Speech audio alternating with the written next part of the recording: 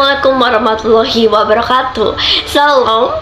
Terima kasih sudah memberikan kesempatan pada hari ini. Izinkan saya memperkenalkan diri. Nama saya Farisa Aulia dengan NIM 11523000234. Di sini saya ingin memberikan materi public speaking mengenai tema beda adat satu cinta melalui multikulturalisme, perbedaan tradisi pernikahan Jawa dan juga NTT. Teman-teman semua, kita semua tahu bahwa Bhinneka Tunggal Ika merupakan semboyan bangsa yang bukan hanya sekedar kalimat, melainkan cerminan nyata dari kehidupan masyarakat Indonesia yang penuh warna dan keberagaman. Coba kita bayangkan, dari Sabang sampai Merauke, setiap daerah memiliki tradisi, bahasa, dan adat istiadat yang unik. Salah satunya tampak dalam tradisi pernikahan yang tidak hanya menyatukan dua insan, tetapi juga mempertemukan dua keluarga, bahkan dua budaya yang berbeda. Tujuan saya menyampaikan ini adalah untuk memberikan informasi kepada teman-teman mengenai perbedaan tradisi pernikahan Jawa dan NTT. Melalui pemahaman ini, saya berharap bahwa kita dapat menumbuhkan rasa saling menghormati dan memperkuat nilai multikulturalisme di tengah kehidupan bangsa Indonesia. Untuk memudahkan pemahaman, izinkan saya memaparkan 3 hal pokok. Yang pertama, mengenai tradisi pernikahan Jawa, lalu kita akan melanjutkan mengenai tradisi pernikahan NTT. Yang pertama, kita mulai dulu ya. Apa aja sih pernikahan adat Jawa? Kita mulai biasanya untuk adat pernikahan Jawa yaitu di tahap mulai perkenalan atau bisa disebut juga nontoni. Tahap nontoni ini mengenai tahap awal ketika keluarga pria berkunjung ke keluarga calon mempelai wanita untuk melihat dan mengenal lebih dekat calon istri beserta keluarganya dengan tujuan saling menjalin silaturahmi antara dua keluarga, nilai kesuksesan, karakter, dan latar belakang calon pasangan. Biasanya dilakukan dengan cukup sederhana setelah mereka melakukan proses perkenalan sebelum itu. Lalu teman-teman, setelah proses itu sama-sama cocok, akhirnya kita bisa melanjutkan lamaran, atau dalam bahasa Jawa bisa disebut dengan paningset atau seserahan awal. Dalam hal ini, keluarga pria datang resmi melamar calon mempelai wanita dengan istilah paningset. Istilah paningset ini berasal dari kata singset, yaitu berarti ikat, simbol yang berarti simbol pengikat antara kedua belah pihak. Pada saat ini, keluarga pria membawa seserahan seperti sirih lengkap, batik dan kain, perhiasan, makanan tradisional, dan juga keluarga wanita akan memberikan jawaban pernikahan secara simbolik. Dalam ini menjelaskan bahwa kesungguhan pihak pria sekaligus menentukan tanggal pernikahan bersama keluarga besar. Lalu setelah mereka cocok, mereka akan melakukan tahap siraman. Tahap ini melalui proses pemandian calon pengantin menggunakan air bunga 7 rupa oleh orang tua dan juga sesepuh keluarga. Penyucian ini secara lahir batin memasuki kehidupan baru untuk mendoakan agar calon pengantin bersih dari segala hal buruk. Dalam proses ini, ada siraman diambil dari 7 sumber atau simbol dengan 7 bunga. Orang tua menyiram air sambil mengucapkan doa restu, diakhiri dengan pemotongan sedikit rambut sebagai tanda kedewasaan. Biasanya ini tuh dilakukan saat sebelum akad nikah secara dengan tradisi disertai gamelan, doa, dan juga pengajian keluarga. Setelah itu mereka akan melanjutkan midodareni. Midodareni ini malam pengasingan calon wanita. Malam sebelum calon wanita dipingit atau tidak boleh keluar rumah. Kata midodareni sendiri berasal dari widodari atau yang disebut bidadari.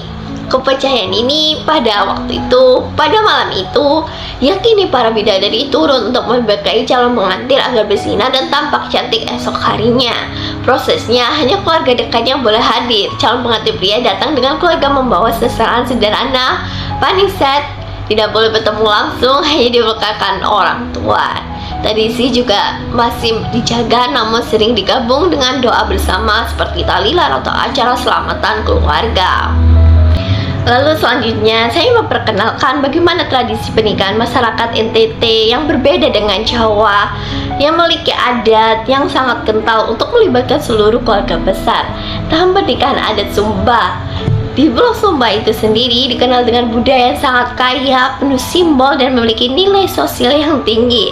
Tradisi pernikahan di Sumba bukan hanya menyatukan dua individu, tetapi dua keluarga besar, bahkan dua suku. Prosesnya panjang dan melibatkan banyak pihak dan syarat makna tentang kehormatan gotong royong dan hubungan timbal balik antara keluarga.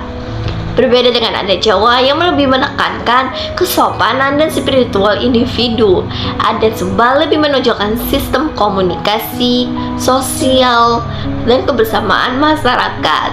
Tahap-tahap pernikahannya mencerminkan betapa pentingnya keluarga dan komunitas dalam setiap langkah menuju pernikahan.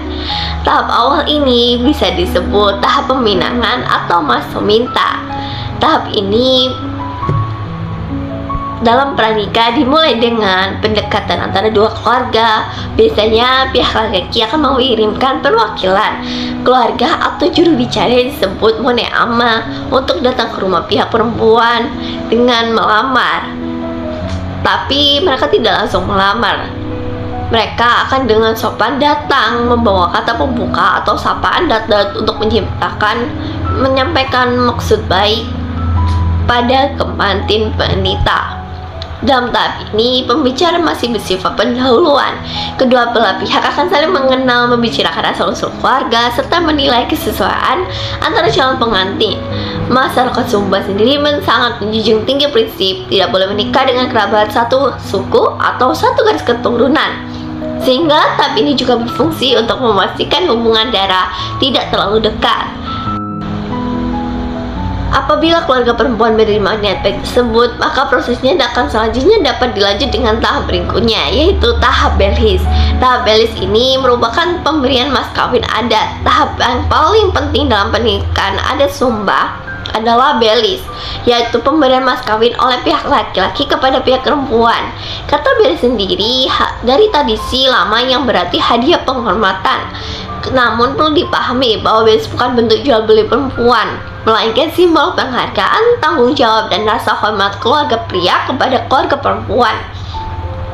Bentuk belis berbeda-beda tergantung daerah di Sumba, tetapi secara umum terdiri dari hewan ternak seperti kuda, kerbau, sapi, ataupun juga babi, serta kadang ditambah kain tenun, ikat Sumba, parang, dan perhiasan tradisional. Hewan-hewan ini dianggap sakral dan menjadi simbol kesejahteraan serta kemakmuran bagi kedua keluarga.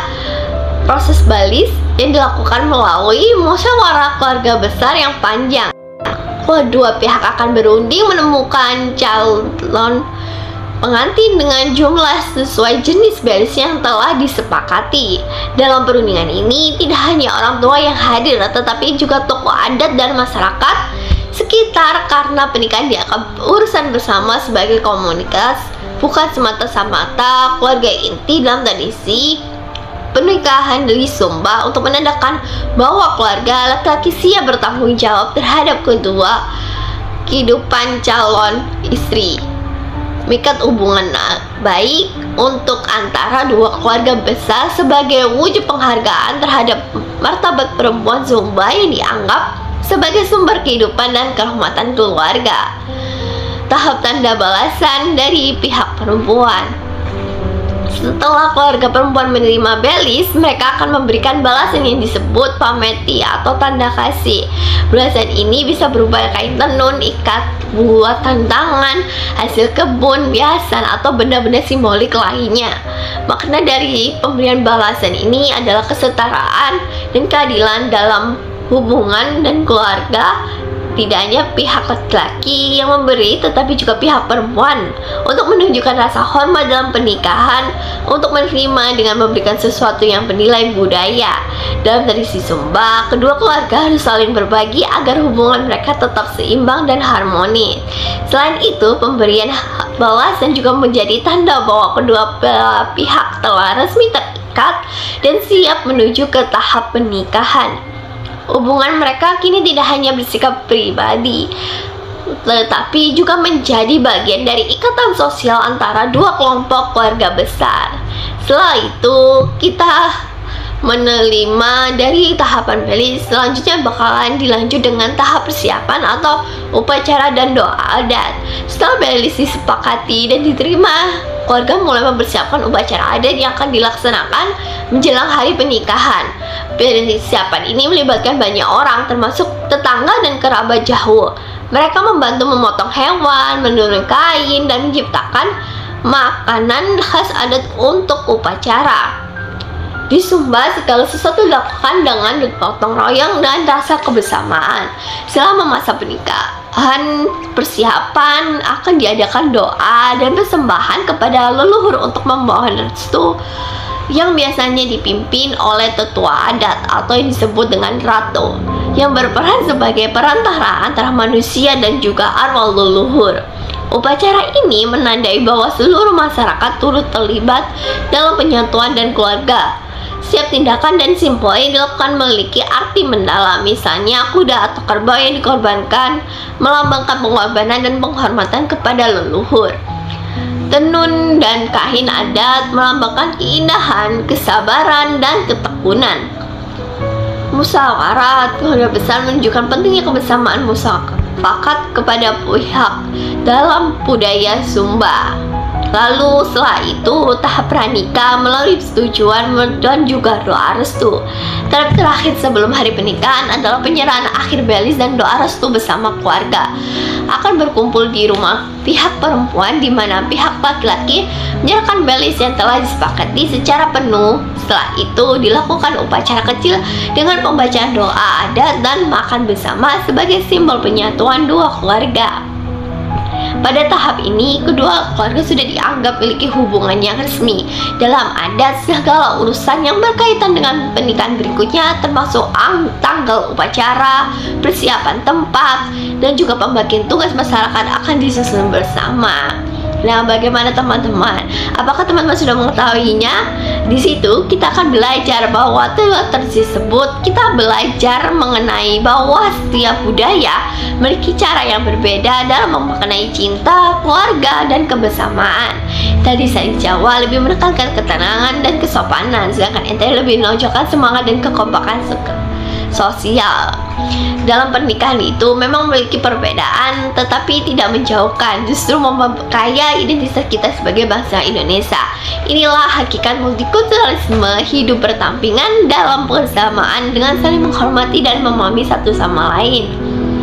Seperti kata pepatah, keberagaman bukan alasan untuk terpisah, tetapi alasan untuk saling memahami. Mari kita jaga, lestarikan budaya sebagai wujud cinta terhadap Indonesia yang majemuk dan penuh warna. Semoga teman-teman bisa menghargai dan menerima sopan kepengetahuan dalam hal ini. Sekian dari saya, terima kasih. Wassalamualaikum warahmatullahi wabarakatuh.